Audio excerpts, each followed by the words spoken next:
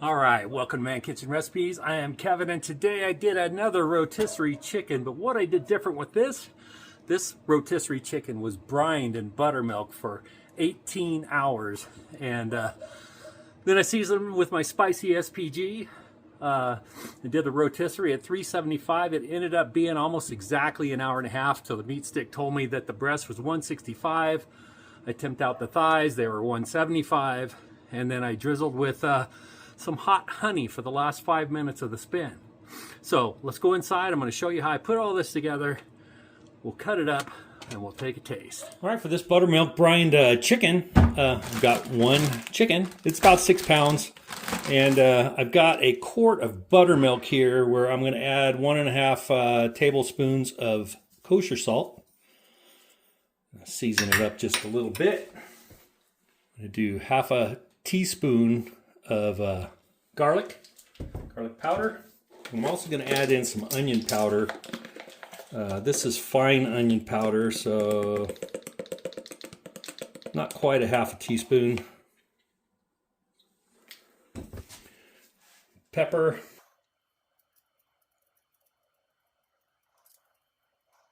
About 1.5 teaspoons of pepper.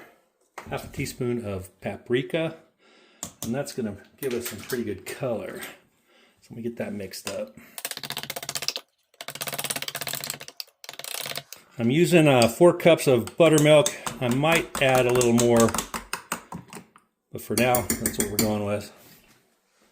So all you got to do is dump it in there. We're going to let this chicken brine for, well, you want to let it brine for 8 to 24 hours. I'm going to go for about, I don't know, about 18 probably, 16 to 18.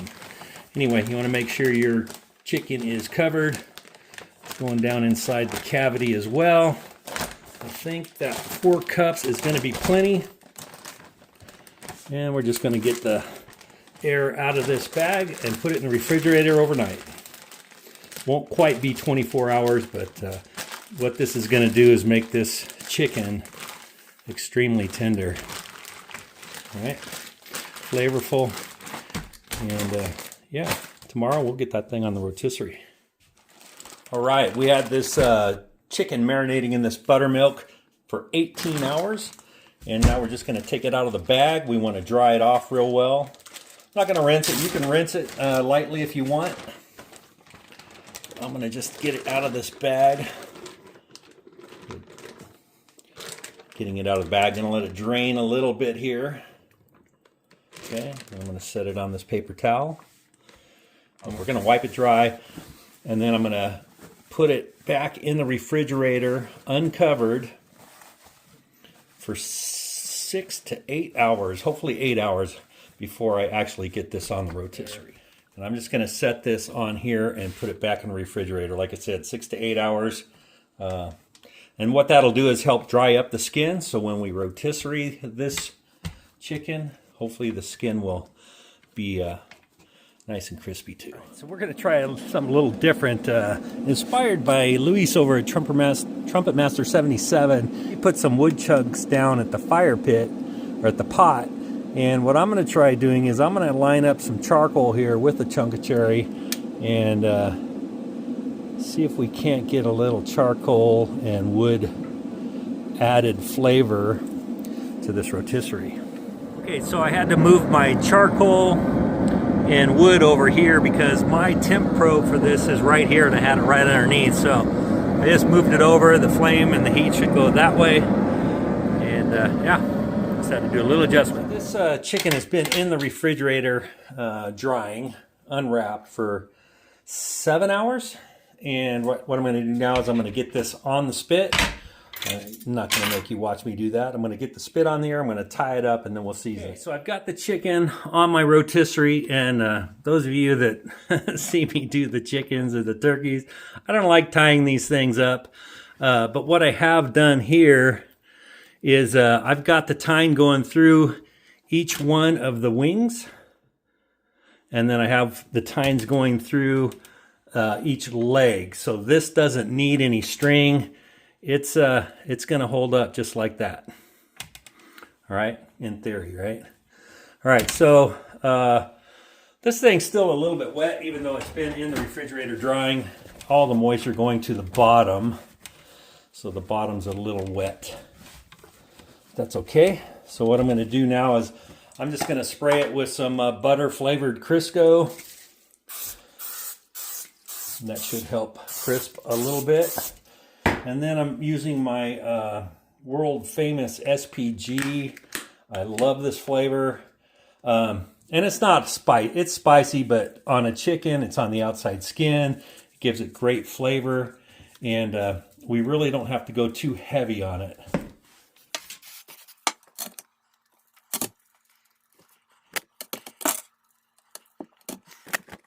Okay, so that's all we're doing. It's not too heavy. I might want a little bit more right there. But now this, as soon as the pit is up to temp, we can get this thing spinning. Of course, before we get it spinning, I am going to be putting the Meatstick V. And I'm telling you, if you don't get one of these for Christmas, get one after Christmas. Because this Meatstick V, that is Wi-Fi compatible. If you have other meat sticks, it'll also make those Wi-Fi compatible because it will connect to the Wi-Fi on that base. All right, so I'm just gonna stick the meat stick in the breast and right there, and we're gonna go shoot for 165 in the breast, and I will be checking the legs and thighs. Recteq's up to 375. All right, let's get this chicken on there. 375, and this charcoal and wood is a nice coal, burning nice. Turn it on. I think that's going to be good. What do you think, Sal? Spinning meat, buddy? Okay, let me get the lid back on here, and we'll let this go. We'll let the meat stick kind of guide us, but you know, anywhere from hour and a half, hopefully. Looks like where I got my tines in, it's holding everything nice and tight on that bird.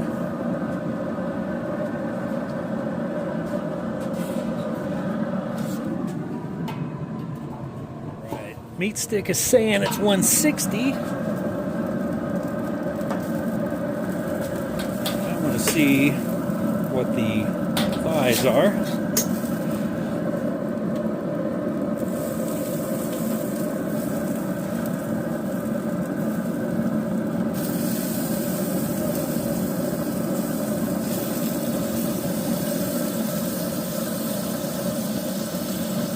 Thighs are at 171 and counting. 170, okay. So what I'm gonna do now is turn that rotisserie back on.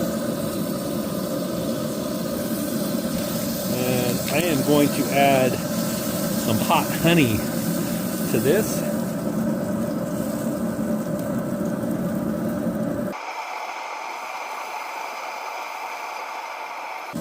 All right, we're gonna let this spin for about 5 more minutes. 5 minutes is up. That is one good looking bird right there. I'd like to point out that charcoal just about burnt up. I used 8 coals and a little chunk of cherry wood, so it's just about right. Hour and a half burn time. All right. This chicken's been resting about 10 minutes. Oh, look how juicy that is. Would you look at that? Yeah, I'd say it's juicy and tender.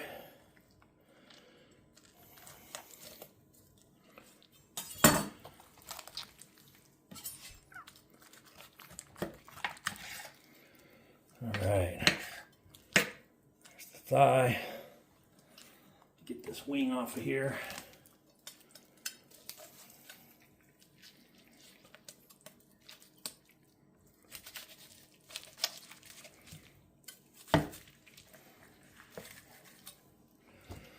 Thigh and a wing.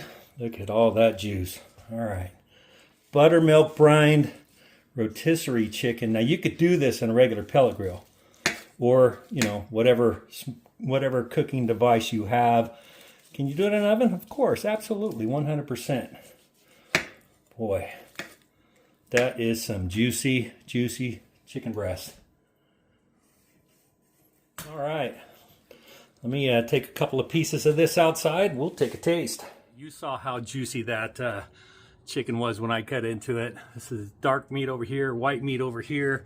I got to tell you, that buttermilk brine, I'm sure this is going to be extremely tender. Let me go ahead and take a bite. That's the white meat.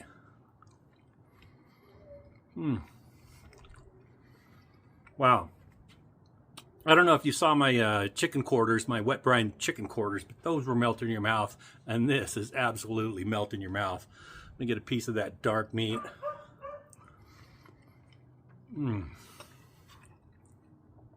As for the skin, it's not crispy, but it's tasty. Okay, so what I was saying is about that buttermilk brine. You don't want to go any longer than 24 hours or it'll start just breaking down the chicken. It'll get too mushy, but 18 hours, that's a good spot.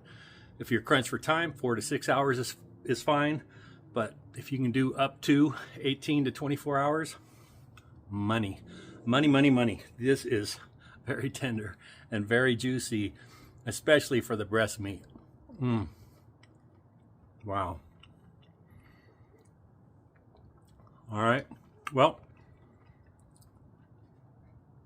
buttermilk brine for 18 hours, dried it all off. I did not rinse it. I just wiped it all off with a paper towel, lifted it up, drained it off.